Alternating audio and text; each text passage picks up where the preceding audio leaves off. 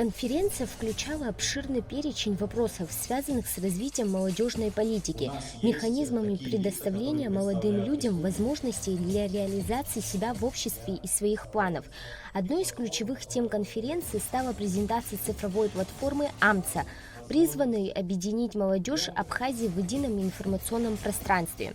Это личный кабинет молодого гражданина в республике, куда мы планируем внести все возможности, которые существуют в республике конкретно для вас, для меня в том числе.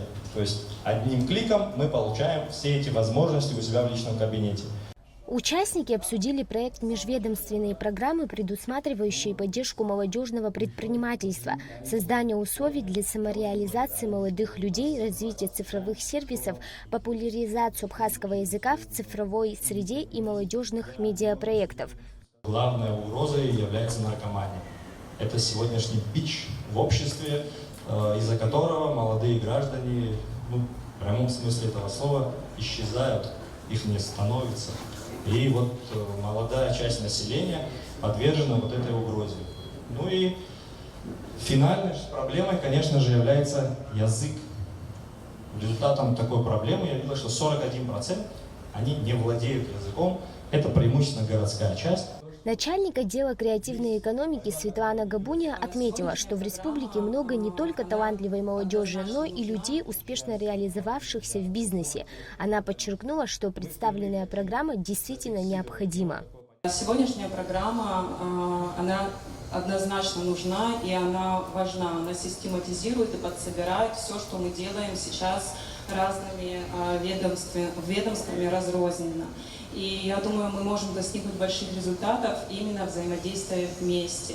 И данная программа, она учитывает как раз-таки и важную систему учета, систему оценки и возможность укрепления через межведомственное взаимодействие дает понять, что эта программа может быть реализована успешно. Министр просвещения Хана Гунба отметила, что при реализации проектов сталкиваются со множеством проблем, но нет сомнений в том, что в республике талантливая молодежь. У нашей страны есть блестящее будущее, потому что у нас замечательная молодежь. Мы можем с чем-то соглашаться, с чем-то не соглашаться. Кто-то, может, оправдал наши надежды, может, кто-то не оправдал. Мы чьи-то надежды оправдали, где-то не оправдали.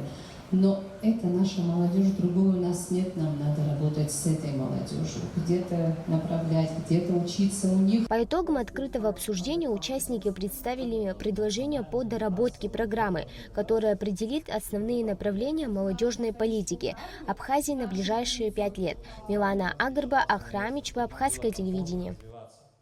Все это